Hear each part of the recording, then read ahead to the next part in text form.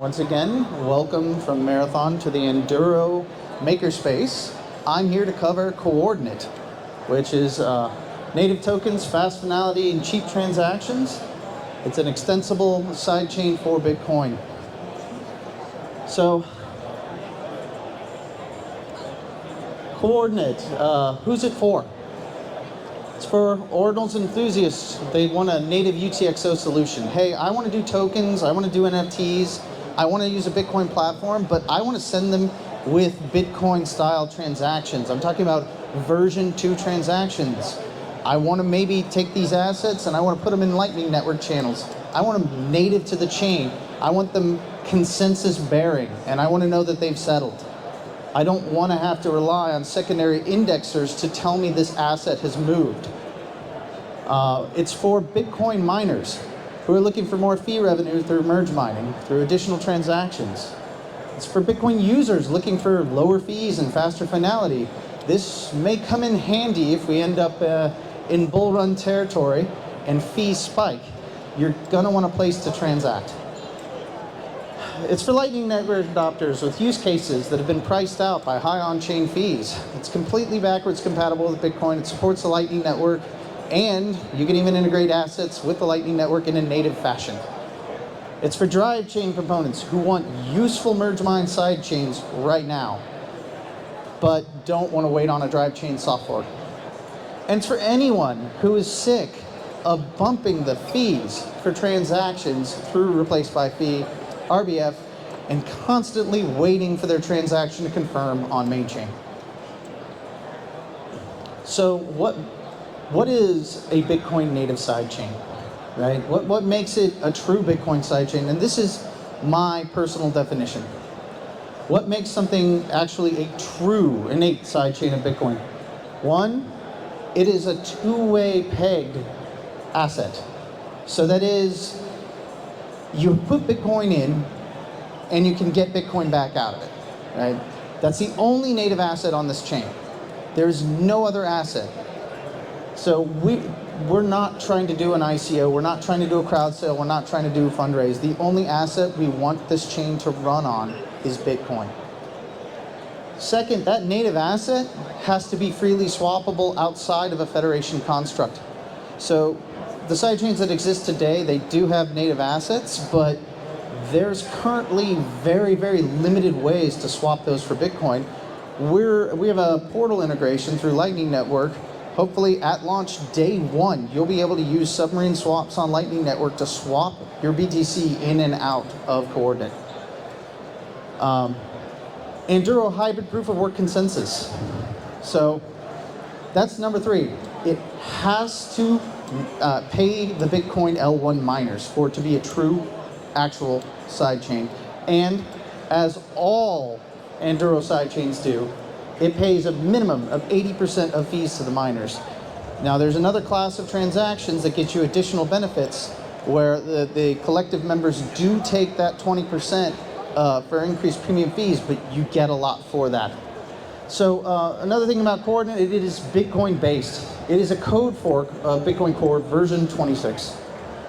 But we've added new features. It's still UTXO based and backward compatible with Bitcoin script. Anything you can do in Bitcoin, you can do in Coordinate. You can do multi-sig transactions. You can do anything with Taproot and SegWit, Schnorr, Lightning Network channels, and everything else you can do in Bitcoin and more. So what's different? What have we added? Well, is it just Bitcoin on top of Bitcoin? Yeah, it started off as Bitcoin on top of Bitcoin, but we added a couple different things. We implemented Paul Stewart's bit asset specification, which is actually 7 years ago Paul wrote this spec. It's amazing. He wrote it before the word NFT even existed.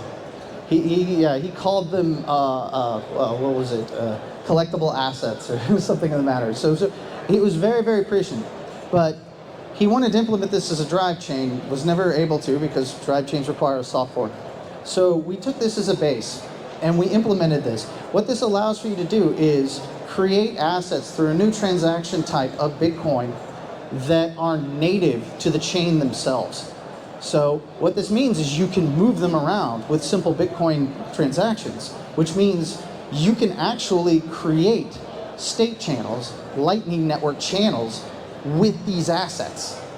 And you can utilize the Lightning Network to send them. Now this is, of course, in theory, we haven't actually done this, but you know, a lot of stuff with Lightning takes time to develop, as we all know. So that means there's no need for ordinals, BRC20, or anything on this chain, because you can actually, instead of using these indexed meta protocols, you can use real Bitcoin transactions to do it. You use script. And it's at the consensus layer of the sidechain. So when it sends, you know it sends, and you know exactly the asset that was sent. So the other thing we added is pre-confirmed transactions. You leverage Federation consensus through the Enduro collection for this, which this is akin to Liquid's, the Liquid sidechain, where they use Federation consensus. They have strong Federation consensus. We leverage the collective for that same manner, but we combine it with merge mining to keep it censorship resistant. So you have a choice in Coordinate. You can either do these premium transaction sets, which confirm and finalize in 1 minute. And by finality, I mean it cannot be reversed. They're MEV resistant. We have a full implementation, I'll go into the details later, of MEV resistance that allows you to make sure your transactions are processed in the order in which they are broadcast to the network. And we have a fair and simplified fee pricing model for these transactions. They are premium transactions, so they will cost more, but given the amount of activity on the chain, it's going to be very, very cheap to move in comparison to Bitcoin. And it's going to be an 80-20 fee split. Most of the revenue goes back to the miners. All right, so again, asset creation transaction. This is shamelessly stolen from Truthcoin. That's Paul Stewart's blog on BitAssets. And basically, we've implemented what he laid out there. We've had to make a couple of minor changes for things Paul didn't predict 7 years ago. But it boils down to, this is a standard Bitcoin transaction. You have input and output, and this is how you create a new asset. You specify here a ticker, a tagline, and a hash. Now we've added some additional fields.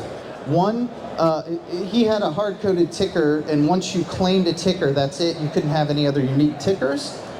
We made ticker non-unique to avoid squatting. So example, if somebody creates a USDT coin on Coordinate and tries to squat on that, like as many people have seen with BRC20s, everybody grabbed up every 3, 4, 5-digit combination of a BRC20, and they're just squatting on them. Nobody's using it. So in order to avoid that, we made them non-unique.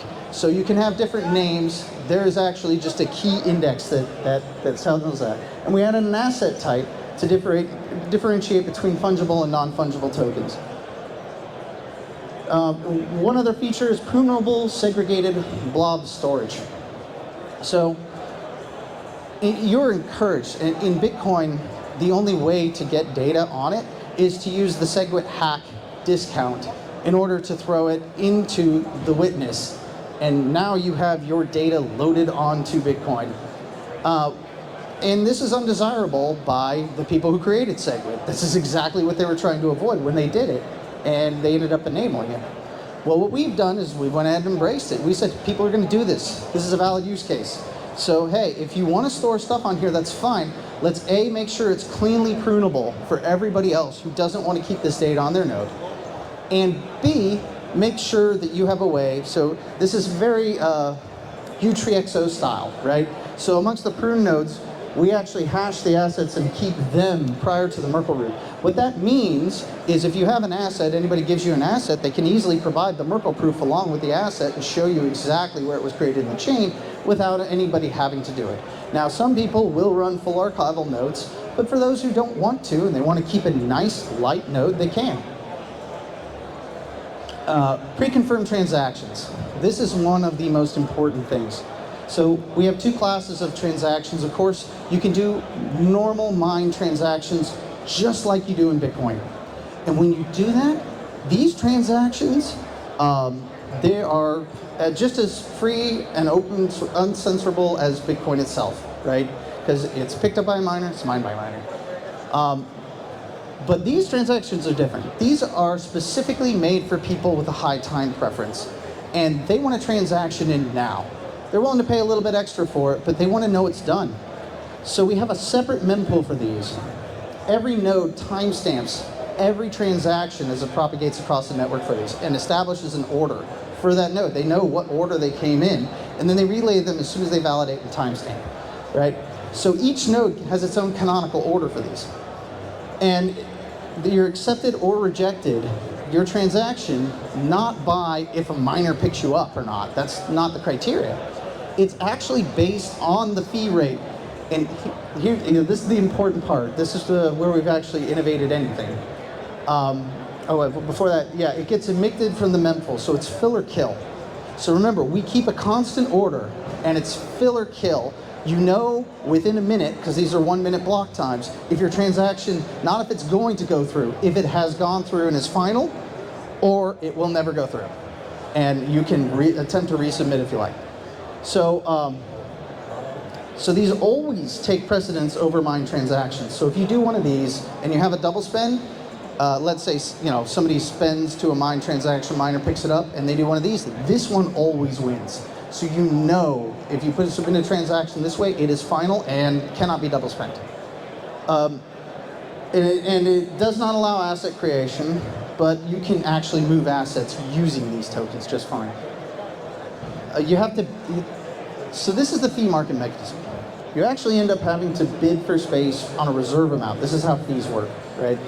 So you don't just say, hey, I'm going to pay X Satoshis for a rebyte, and I'm going to put this up, and, well, what's the current fee rate right now? And, oh, maybe I got to bump it, and, oh, it didn't go through.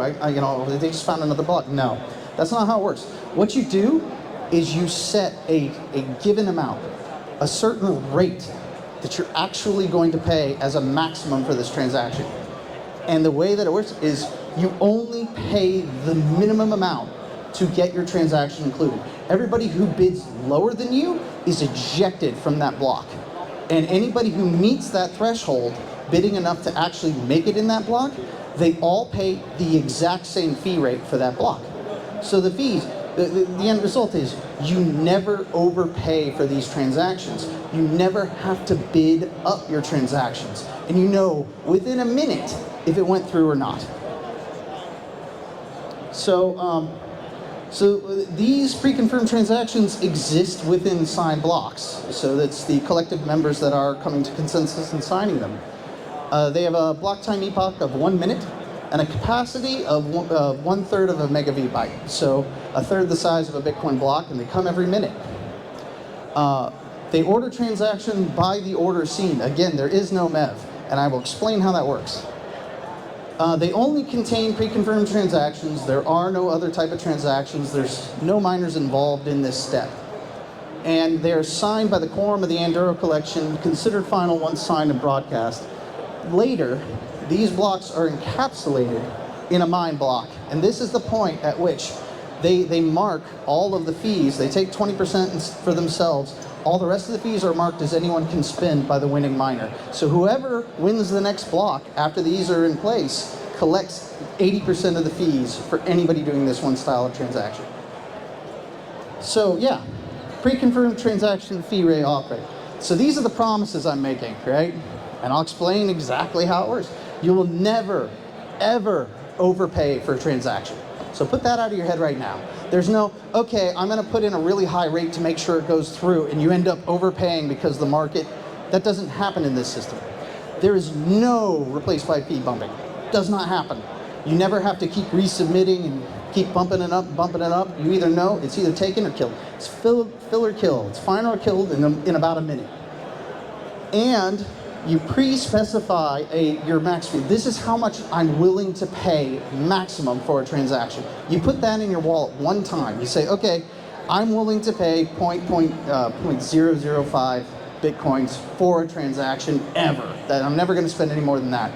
And you will only ever pay the minimum required to get in. And if it exceeds the amount you specify in there, it just won't send.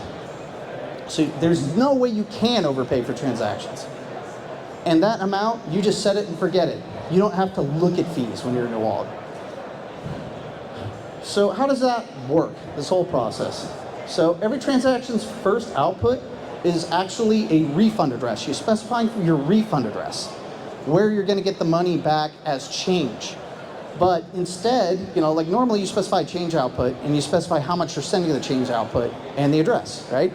Well, with this, you just specify the address, and instead of specifying the output, you specify your reserve amount. This is your bid for space. Not what you're actually spending, but the maximum you are willing to spend.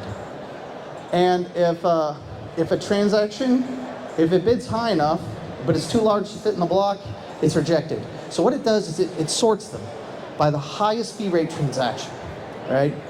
This is the bid, the highest fee rate bid, and it starts including them one by one. And if it runs into one that's too large to fit in the remainder, well, it just skips over it and goes to the next one. And it keeps including them until it gets all the way to the end and there's no space left to insert any transactions. Everybody else who's waiting in queue, they don't make it in. Everybody else only pays 1 Satoshi per V-byte more than the highest paying transaction that didn't make it in. That's what you pay. So in other words, it's like a Dutch auction, right? So everybody who didn't make it in paid up to a certain rate. You don't have to pay them, oh, I'm going to bid, this particular rate and I'm just going to pay that. Instead, you only pay slightly more than to beat out the people who didn't make it in at all. So in other words, this is a very fair system. It's very simple. You don't have to think about it. You just have to specify how much you want to pay to send. So winning transactions are then reordered back in the order in which they were received. So they appear in the block in the order they were received, not the order of their fee rate. Fee rate has nothing to do with it. And I'll get into later how that impacts and it becomes truly MEV resistant. Rejected transactions are evicted from the mempool and may be resubmitted if they exceed a calculated fee rate threshold, right? So if your transaction's out, as long as there's minimums, obviously, you can't keep spamming the network and resubmitting a 1 Satoshi per V-byte fee over and over and over again, because no node will accept it if that's not the going fee rate. But you are free if it's a reasonable fee rate that you're trying to resubmit if you didn't make it in. And that process, of course, can be automated. So this is MEV resistance. So how do we accomplish MEV resistance here? So the collective, remember, it's a federation. There are multiple different members who are sitting on the network. They're all around the world, and they receive transactions in different orders. So there is no canonical order for these transactions. So how do you order them? Well, what we do is we take all of them, they create their own transaction candidate list. They create that list of, these are the order I saw all the transactions that are going to be included in the block.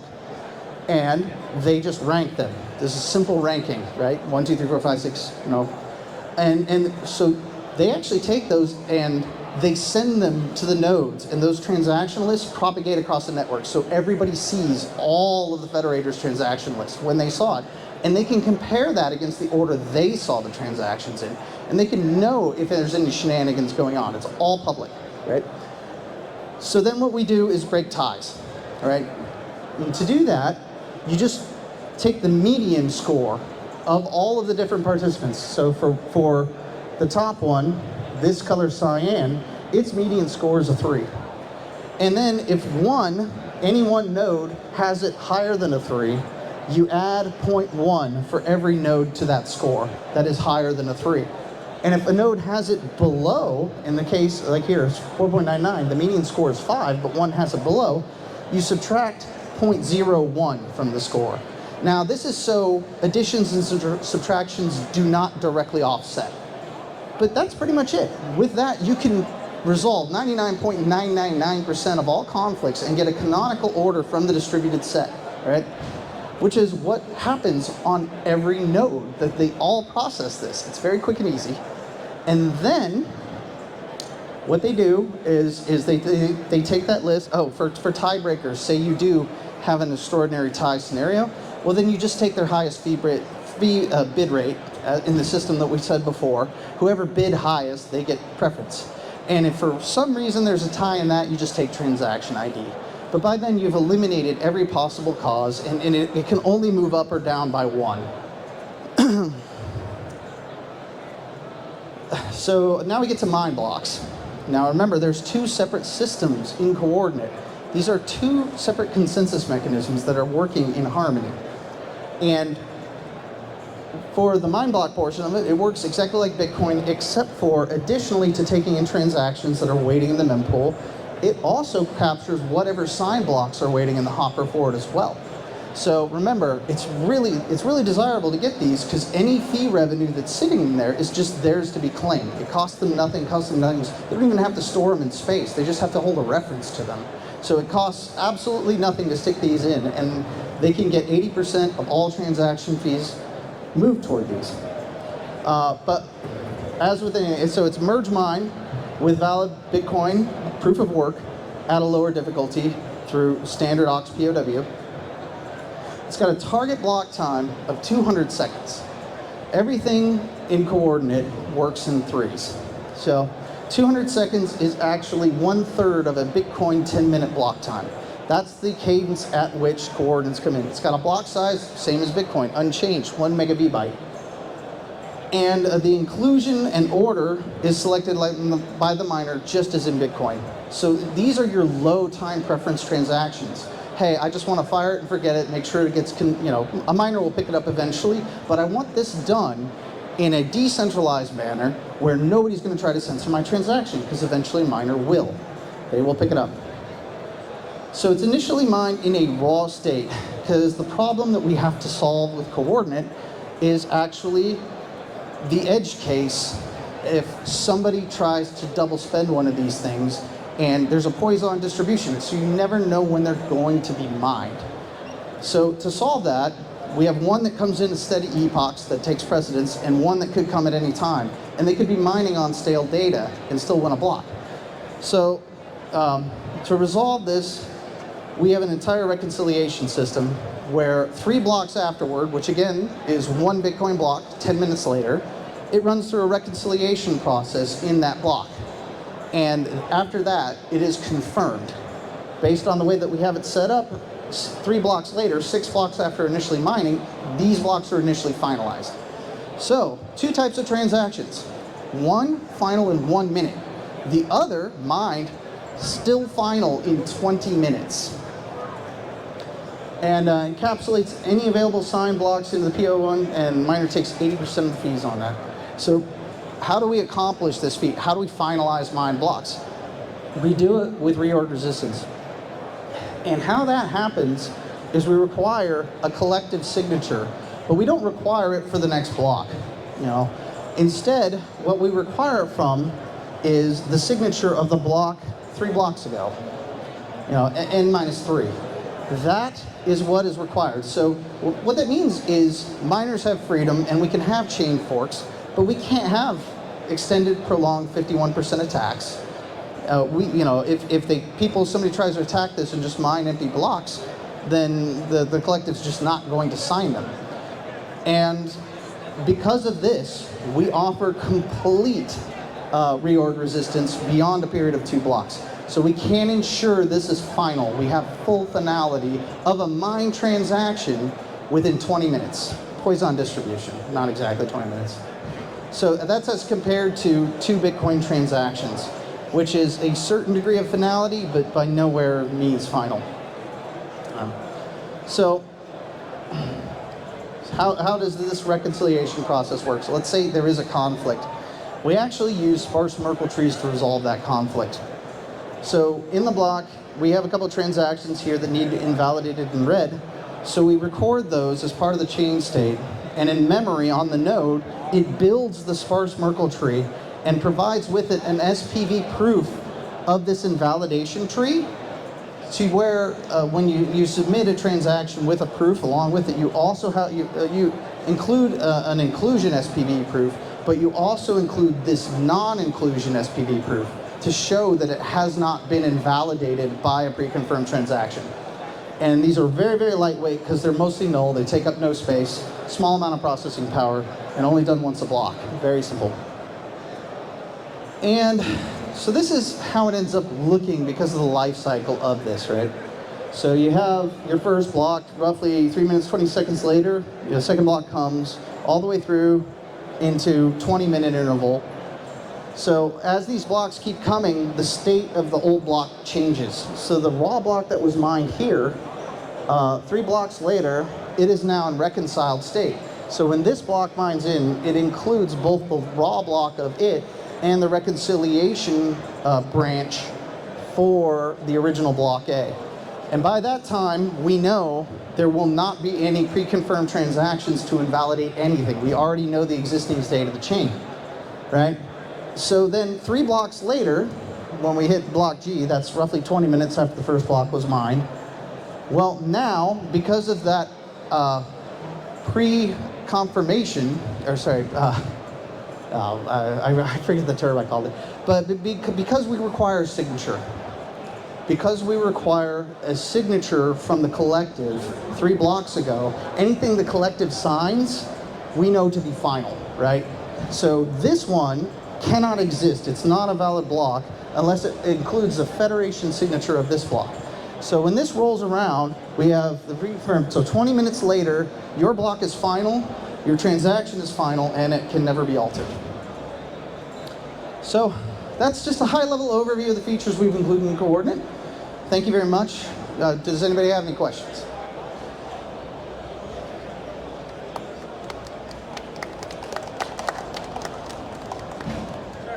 Yes. I got a question for you. So, when you're doing the ordering based off of the votes, you're effectively requiring your collective to have all the votes in before they do the ordering? Yes. So the ordering is determined by the collective. It's actually it's social consensus that enforces the ordering. Because yes, the collective makes the determination of the ordering, but remember, every node keeps their own order they saw the transactions in. So they know the order that they came in. And if the collective reaches a different order, you can raise the alarm bells and say this whole thing is a scam. Well, no, because it's publicly verifiable. Yeah, no, fair. I'm just trying to reconcile the concept of like guaranteeing the ability to calculate and execute versus having data availability of all the nodes and the collective providing the response. Because I can manipulate it by withholding my sort of order, my response of the message. So, wait. So you can manipulate it by sorry. So the question is about the MEV-resistant portion and the data availability of it. Well, there's a challenge, right? It's like, can I always guarantee execution? But if I can't, or can I manipulate it? So wait. By I, are you supposing you're a collective member? Sure. Okay. Yeah, well, so the point is, it's a collective member, it's majority consensus. To begin to do anything, they would all have to conspire. Because remember, you're taking the median of the set, right? So any individual actor, they're free to reorder them any way that they want. They can say, hey, I'm doing this one first. It has almost no impact on the ordering mechanism, and that ordering mechanism is executed by all the nodes locally. They receive the orders, they verify and validate the canonical order themselves. So one collective member in isolate can't really do anything. Worst they can do is go offline. But even then, as long as you have a majority quorum, you continue to make new blocks. And does that answer your question? Yeah. Yes? Can you go back one slide? Maybe. Let's see. If it's finalizing every minute. No. It does not finalize every minute. So then this is the confusing part. These are mined blocks. These are not signed blocks. It does not finalize it. Signed blocks finalize every minute. These finalize in 20 minutes. These are mined blocks, like normal Bitcoin mined blocks. 20 minutes after you submit it and the miner picks it up and puts it on block, it is final. So like, maybe I can rephrase this.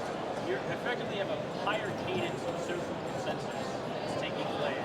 Well, Signed blocks, and then that becomes permanent when it gets referenced into the Bitcoin block. well, yeah. Those signed blocks, they're considered final because the collective signature is required. If you try to mine on a block that does not have them, then as a miner, the collective will not sign your block, right? So therefore, eventually, 100% if they are mined, if they're signed in signed blocks and finalized there, that they will be mined eventually by a miner picking them up, because eventually they'll stop taking or signing any blocks that do not collect those. And the miners are incentivized anyway because they get the lion's share of the fees if they include them, and it costs them nothing. What's that? What's the incentive system for the collective For collecting, so they receive the collective nodes, all they receive is 20% of the pre-confirmed transaction fees. So those fees, they receive, that's 20%. They receive none of the payments made directly to miners. That's all 100% of the miners. But for processing those fast premium transactions that you know to be MEV resistant and you know will be final in about a minute, for those, they collect 20%. That's their incentive. I can be a collective node at will? No. So the collective node it's a federation much similar to Liquid. The biggest difference, if I'm contrasting against Liquid only has a set of 15 federators, so it is effectively a cartel of those federators because they're the only ones who can process transactions on the system. That is also true here for the signed block transactions, the pre-confirms. However, you always have the alternate mechanism of just going to a miner, just like Bitcoin. Is it something you have to be invited to? What's that? To be a federator, do you have to just be invited? Well, it's only a 15 federation system. There's a rigid application process. If you're interested, you can please see me after the booth. Okay. Any other questions? Thank you.